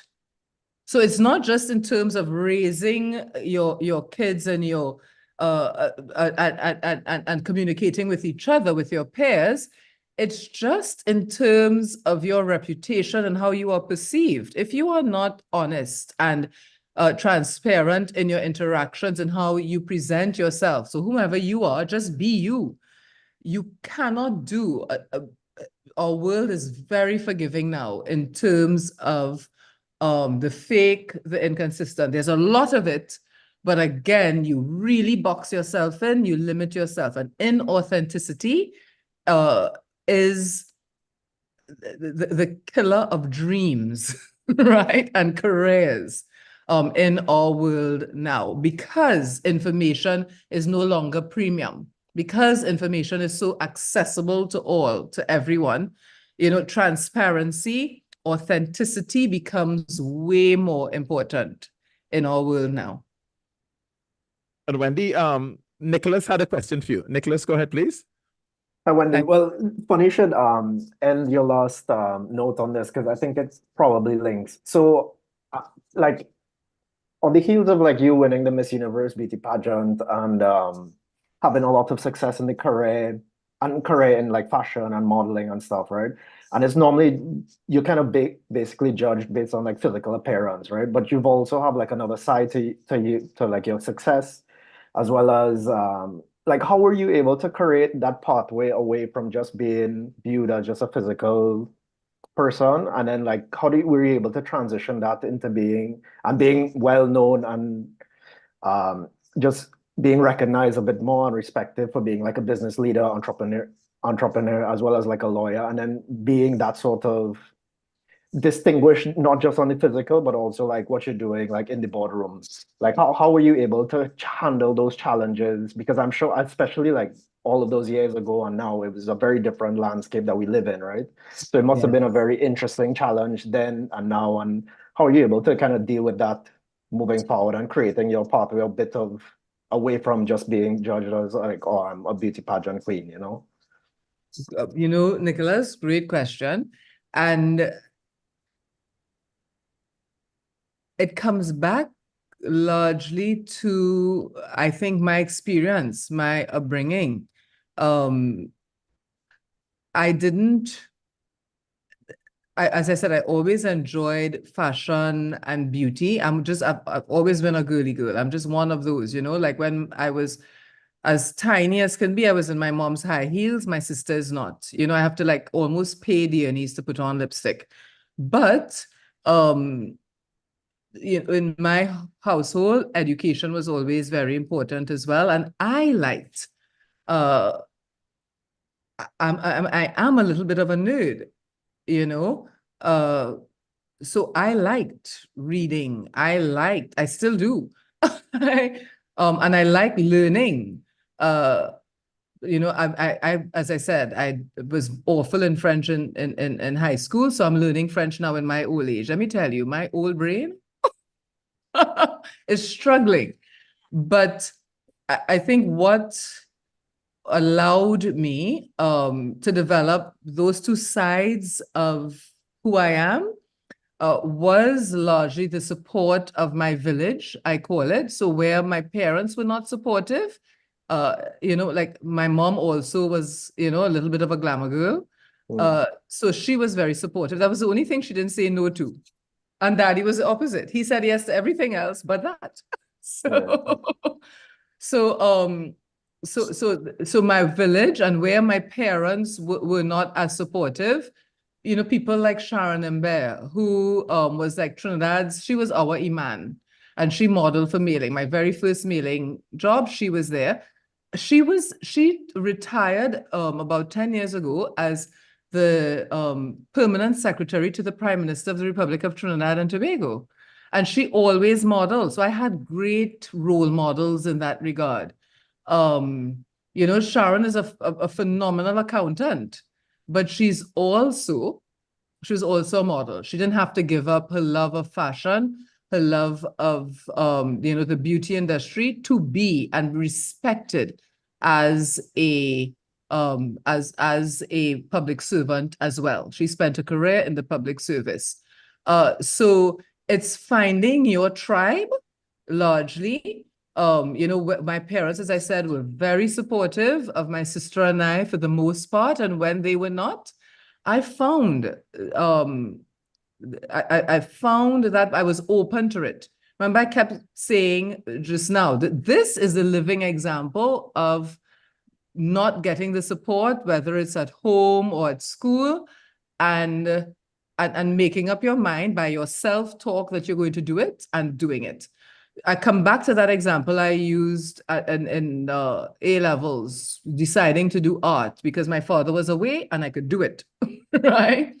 Yeah. I had to teach myself art. Convent did not have a teacher who could do fashion design and surface textile design with me. So even though I did the exam as through St. Joseph's Convent, registered with St. Joseph's Convent to do A-level art, because of the specialty that I chose, there was nobody to teach me. I had to teach myself, right? And because if I failed the first part of it, Sister Paul would not have allowed me to continue to do it. I had to step up, and I was determined. As I said, success is the best revenge. Daddy told me I was wasting my time. When he came back, he was vexed like hell. You'd never be able to go to law school. You're going to fail because how on earth you're going to do 4 years of art in 2 years, And I got the grades in art. I got the grades in my academic subjects as well. And I did go on to UE and I did study law. But it was him. It was his never taking no for an answer, being a fireman, also having his consultancy going on the side, building boats, driving fast cars.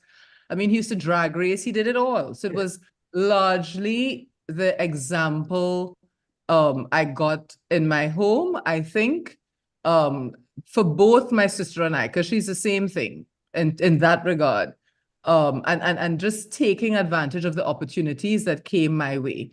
And you know, to the point we made earlier, I think it was you, Nicholas, who said confidence is key. And honestly, that is built early o'clock in your life. Usually, it's your early experiences. But you can develop confidence because that's a learned skill.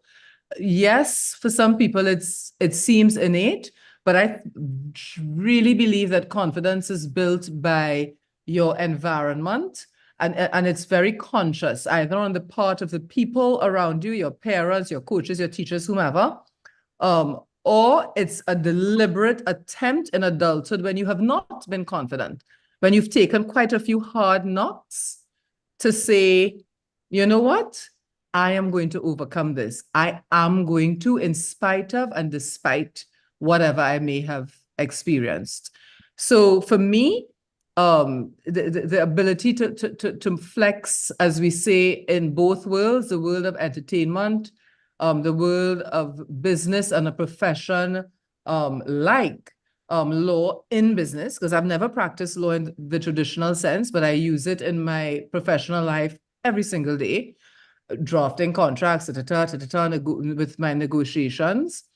The ability to do both, it's a function of that. It's the confidence instilled by me, by my parents, the example I got and where they did not, because I suppose of their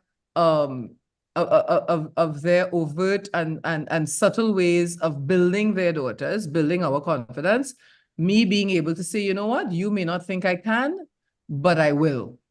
And just doing it. And that does not mean I have not fallen flat on my face. Right?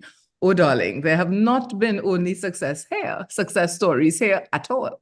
Right? Well, maybe could you like add a bit of a not so successful story, just so at least we can know, like, oh, you know, with hurdles you normally overcome and you learn a lot of lessons. Maybe one that jumps out that's like, you know, I learned a really specific lesson that I carry with me, like, for my life, you know, of like that one situation I overcome. I don't know if that jumps out quickly to you, but yeah, I mean, like, my personality says that I do my best to suppress most of them, but of course we have a few of those. And they've been, as I said, many.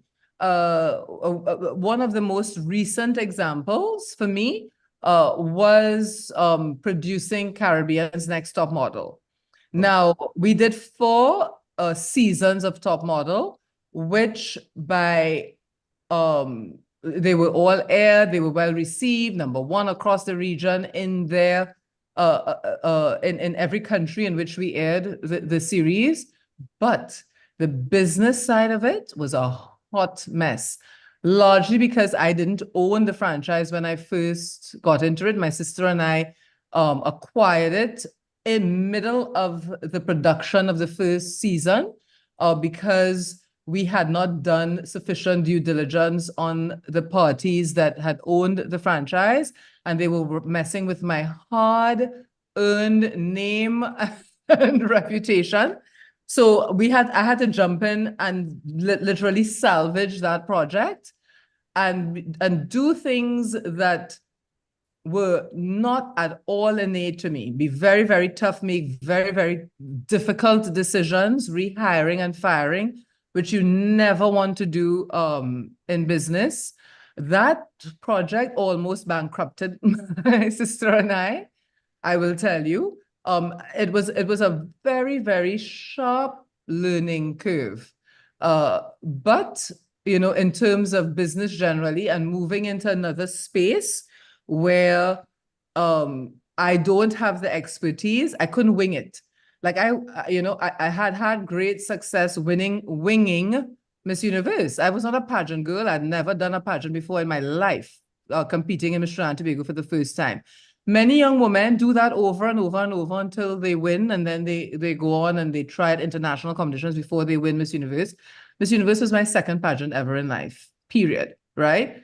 So I was like, well, this TV thing, I've been in it forever. On the other side of the camera, I can do this.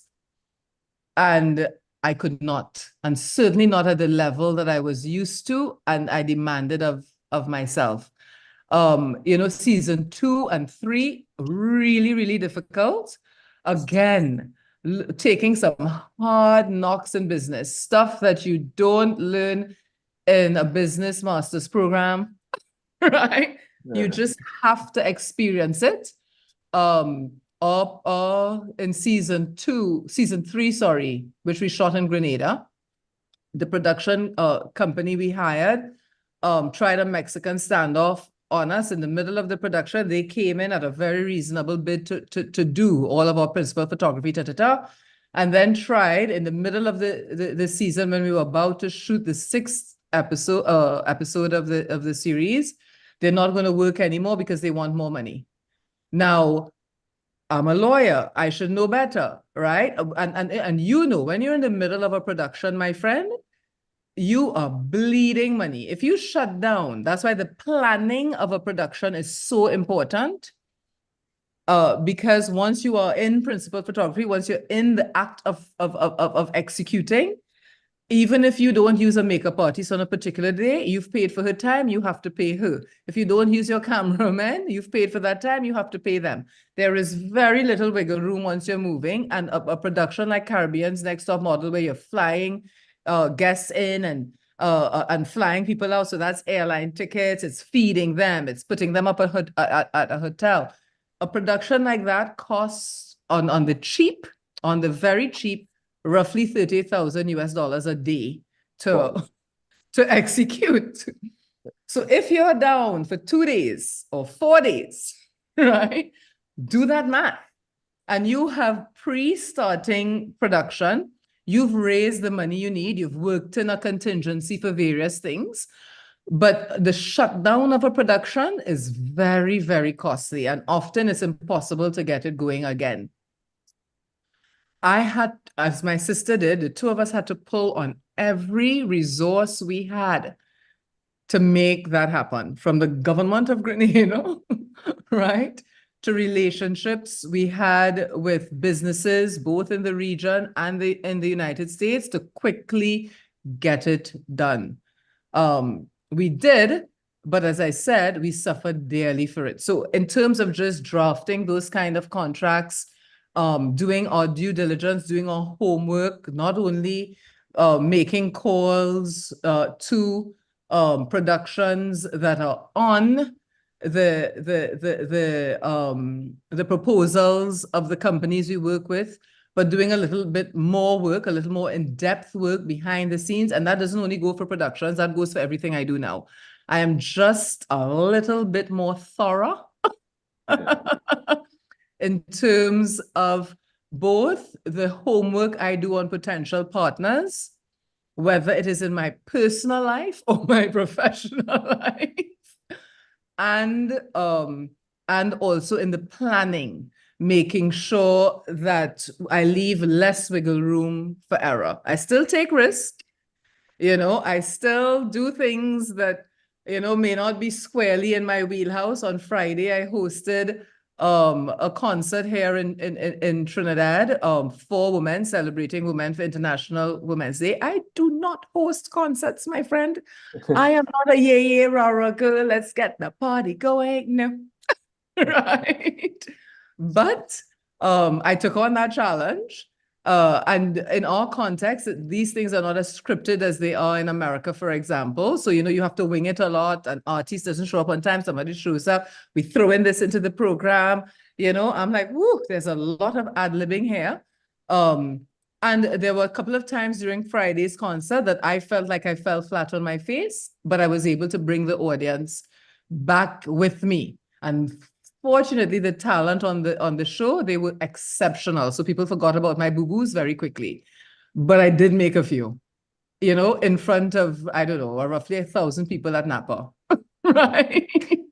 So I take the chance, but the key is to not stay down when you're down. You only genuinely fail when you do not pick yourself up and press on. And pressing on may not be in that particular project, in that in that particular moment, but it's just learning from the experience sometimes, knowing when to call it a day and move forward. But take the learnings from the experience with you.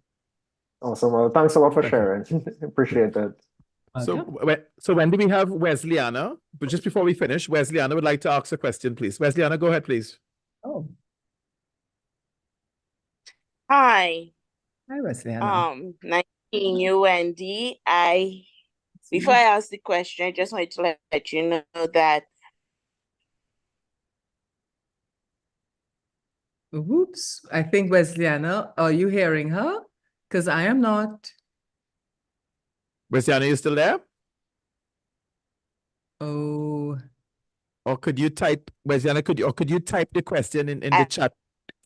I'm breaking up a little bit, Wesleyana. Privilege of seeing you, not meeting you, seeing you in. Ooh, Wesleyana, you're breaking up if you're hearing us. As Dion suggested, can you type your question, please? Peter Elias store. She's not hearing us. Yeah. Can you, Dion, put in the chat for her to type a question as her as she's breaking up, unfortunately. Okay, just on Frederick Street.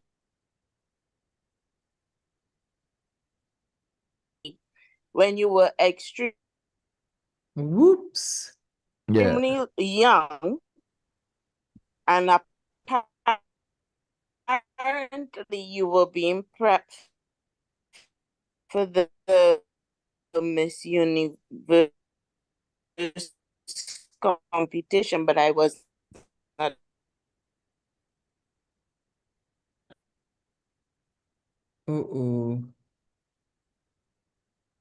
So far I've gotten that West has saw me on Frederick Street going into Peter Elias' store when I was prepping for Miss Universe. Yes. Wesley, if you're hearing us, you're breaking up badly. Okay, let me just shoot her a text message because I know. Let me just see what comes back. Yes. But I'll shoot her a text. So what we can do is take another question and come back to it now.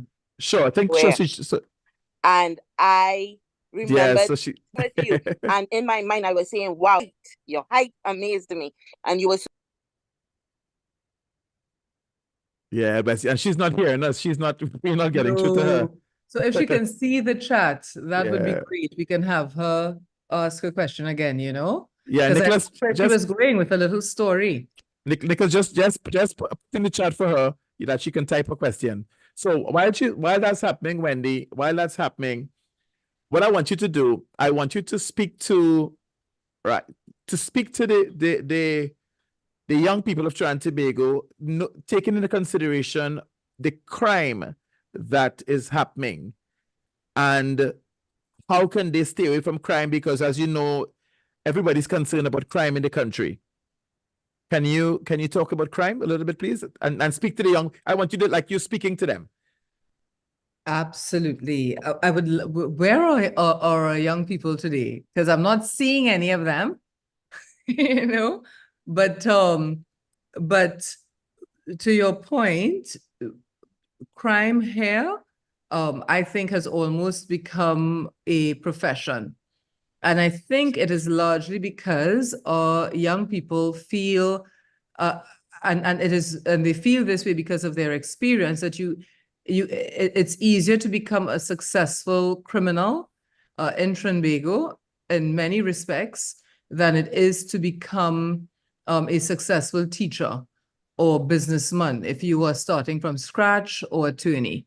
The probability of making a lot of money being a criminal is high here. But unfortunately, as crime has always been, will always be, it doesn't matter where you are in the world, the shelf life of a criminal, even a successful one, is very, very short. It's very ugly, and it is debilitating for the people you love and care about. I have lost in the last year as a matter of fact, 2 of my employees lost their children to criminal activity in Trinidad, gunned down in Trinidad outside their homes. That's devastating. One of the young men, only 24, with a 4-year-old daughter, left. He was gunned down in front of his daughter. His daughter was in the car with him, and his mom was standing at the window of their house looking at this. So she saw her son being murdered. That's devastating. And it's devastating for him. He's no longer here, and he really enjoyed being a father and being the partner to his girlfriend that he was. But unfortunately, he was involved as well in activity that didn't serve him, that didn't serve his community, that didn't serve his family, his partner, and his young daughter, and his mom. The short-term benefits may seem great, but there is no long-term. Let me say that there's not even a long-term benefit. There is no long-term to the kind of criminal and gang activity that we are seeing in our country now. And to our young people, if you really want to enjoy the quality of life that you dream of, that you see on social media that looks so sexy, to enjoy that, you have to earn it. Because what we see on social media is not real life. Social media is a digital album, like photo albums used to be back in the day. Many of the people who are posting fabulous pictures, with their amazing jewelry and in front of yachts and fancy cars, etc., are doing exactly that, posing in front of these things and creating an online life that is not real, right? That's one. 2, acquiring those things through criminal activity, it's very, very fleeting and short-lived. And having gone through, again, the experiences that I have, remember I said some time ago that being Miss Universe was a great job, but it's also lonely, because 6 months in, it's just you in the presidential suite of a hotel somewhere in the world. And what you learn quickly is that all hotels, all 5-star hotels, have a good salmon dish on the menu, a good steak, and a good pasta. It becomes the same after a while. So similarly, if you are engaged in criminal activity to try and build, the life of King Hife in your community, I'm in charge, everybody loves and worships me, 1, and 2, to acquire the material things that you think will give you satisfaction. I'm not saying that comfort, being able to not worry about money or where your next meal is coming from, is not absolutely wonderful, but crime will not give you that comfort. You may be able to have those things, but the ability to enjoy it, the ability to put on your fabulous watch, drive your fancy car and go to movie town, or fly to Miami because you want to do the Scorch Fete in Florida in October, You're not going to enjoy it if you are constantly looking over your shoulder because you're afraid for your life. And that's the reality of living in crime. In that world, you don't have the opportunity to enjoy it. Everybody else around you may, though, right? But you are giving up, and you only unfortunately learn this as you get older. You are giving up time. You are giving up the enjoyment of your friends, your society, your family in the name of acquiring stuff that you'll never really enjoy. Because the more you acquire, the more stuff you will want to be able to fuel the lifestyle, to try and maintain that illusion of success, because it's an illusion. It's not real success, right? So, and this goes for not only the obvious shoot 'em up, bang, bang crime.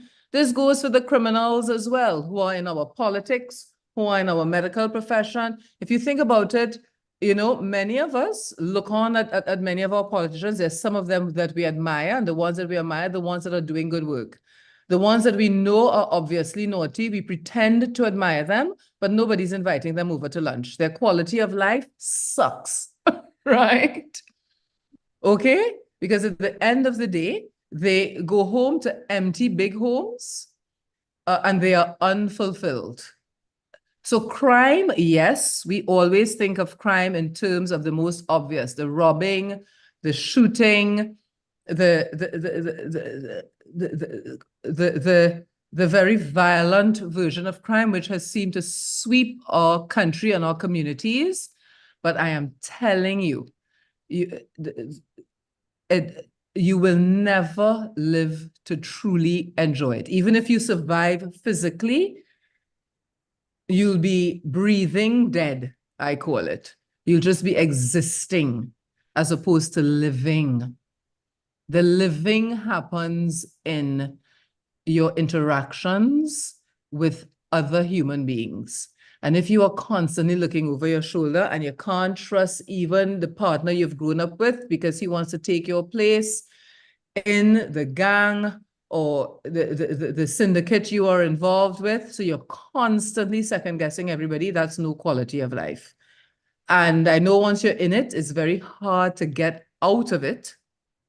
It's very, very hard to get out of it. That, Dion, I don't have the answer to. I will tell you that is not my area of expertise at all. But for those who are considering getting into it, I beg you, it's so not worth it. And don't take my word for it. Again, like I just said, with regard to my business, do your homework, do your research, look at your community, look at the people that you once admired, look at the guys who were like at the top of the food chain, that everybody in your community was like, yes, boss, no boss, 5 years ago, and ask yourself if they're still there. Ask yourself, look at them. How many of them are in wheelchairs now because of the gunshot wounds they have sustained? How many of them have fallen off or are dead? Guys who were large and in charge 5 years ago, 3 years ago in your community, where are they now? Dead and forgotten. And you don't want to be one of those. Because as someone who's a little older now, I can tell you it's fabulous on the other side if you make it to here, right? Wow, so well said, Wendy. And so that's very, very powerful. Wesley Anna's question, she just sent us her question in the chat. What part does Jehovah God play in your life? Oh, Wesley Anna, everything, right? Everything I do, even when I'm not thinking about God, is in service to God and the Almighty. And often when I am in doubt, it's those conversations, not just formal prayer, but I talk to God. I buff him sometimes. I laugh with him. now. And when I think about it, all my life, in the good and the bad times. And again, that's a function largely of my upbringing. But as I got older, much more so in terms of my life experiences. So something that, because my mom and dad, but more so mommy, I was raised very Catholic, raised in the church. My mother's still very much involved. So formal religion has always been a part of my life. But there's formal religion, and then there is your spirituality, and then there is that connection.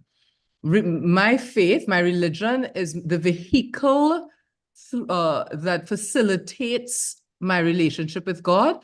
So it keeps me focused on that relationship, because sometimes I went through a couple of phases where that relationship was more so about when I'm in trouble, I'm rummaging and having a good time on my own. And then I'm like, whoops, Wendy, that was a big misstep. And I find my conversations with God, whether it's formal prayer or not, greater at those times.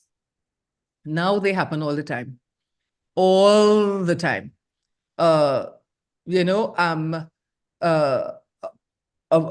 Passed through like Friday afternoon, an accident happened in front of me at the intersection at the start of the foreshore coming out of Cocorito if you're coming from the west.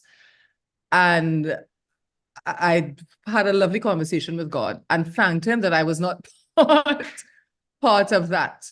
My son's father and I are not together and have not been literally from the time of my son's birth. We went through very difficult times in terms of co-parenting and raising my son. And I made many decisions in my relationship with my son's father as a co-parent that seemed very odd to, the people around me, from my family to my very close friends, in terms of allowing him access to my son, even when he was not being particularly, we weren't being particularly kind to each other, that had a lot to do with my conversations with God, because there was no playbook.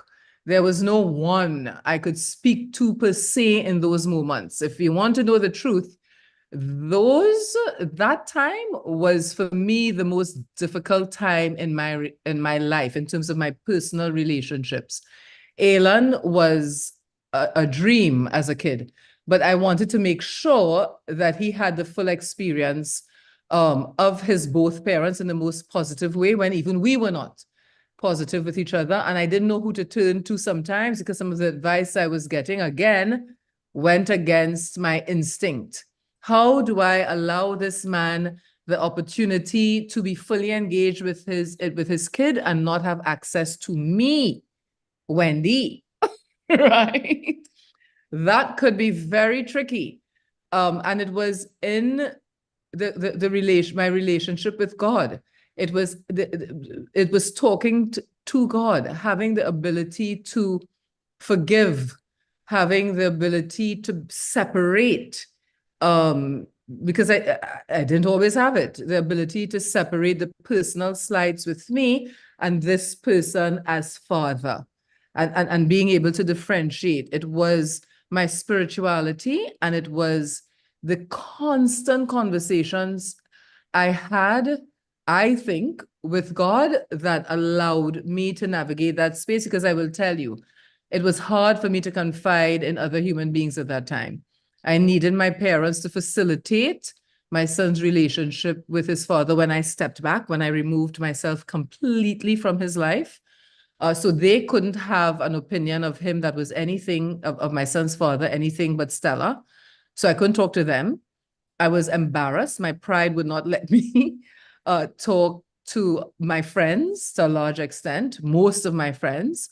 So it was really my faith that got me through those times. And I made some missteps, but it was my faith and my relationship with God that helped me self-correct, that helped me apologize with my sometimes too confident, sometimes a little too much pride, right?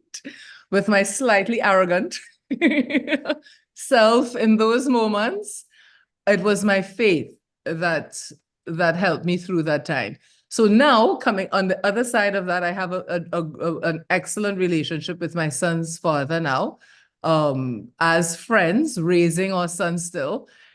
He's blown away because now my son is at school in the US. He's still in high school, but after Form 3, he left Trinidad to go to school in the US. His father lives in the United States, and he had never lived with his dad before.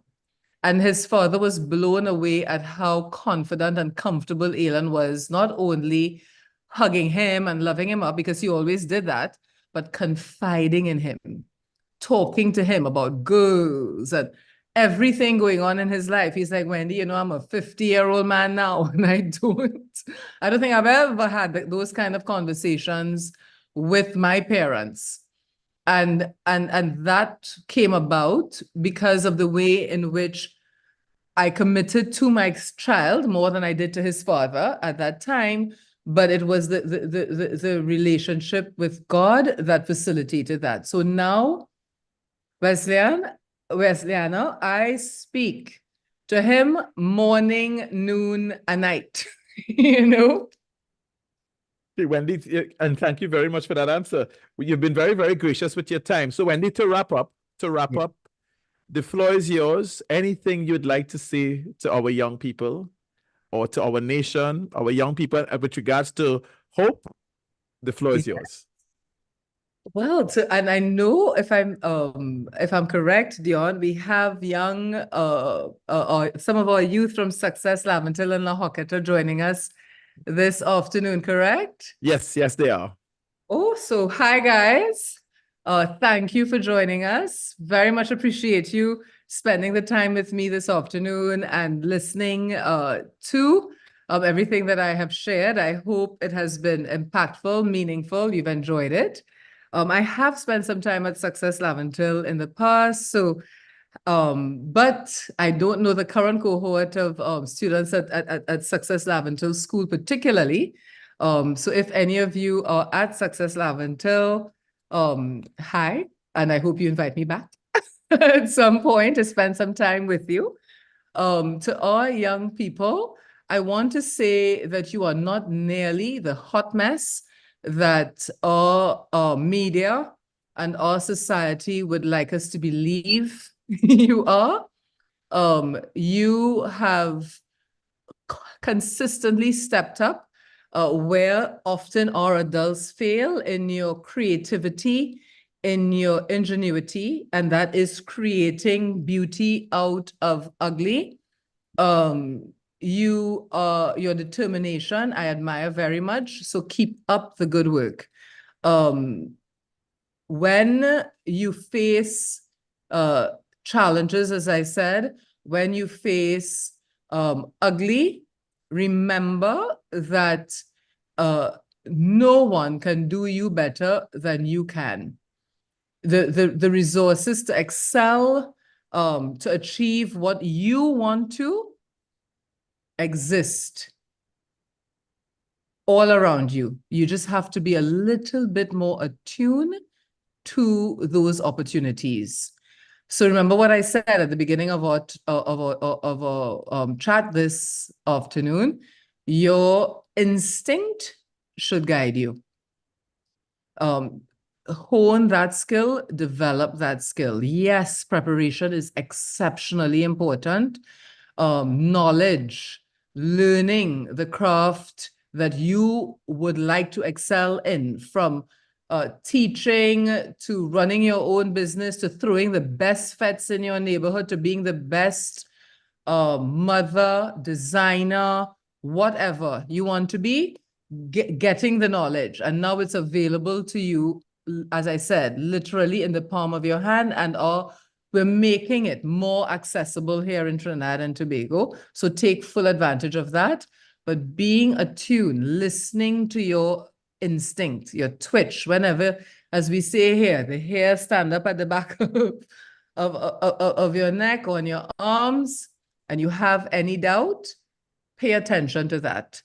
And when you stumble, because you will, dust yourself off, get up and keep it moving with the knowledge that you would have learned from the so-called failure or that stumble.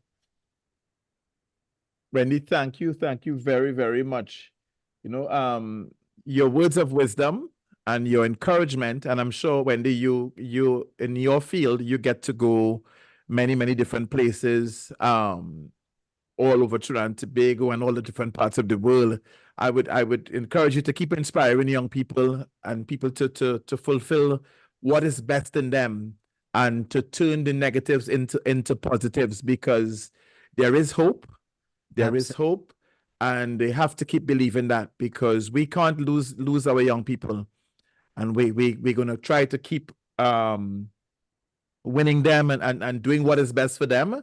So on behalf of the Dion Lafayette and Associates podcast, we want to thank you for taking this time, you know, to come out and reach our youths, because I know from talking with you earlier, sometimes, you know, people like yourself, you're quite busy, but you also don't get the opportunity. So keep taking those opportunities as they come. And as if you touch one life, you've touched many, and you've certainly touched more than one life today. Dion, thank you so much. Thank you for having me. All right, so you're most welcome. So Wendy, I'll be in touch soon.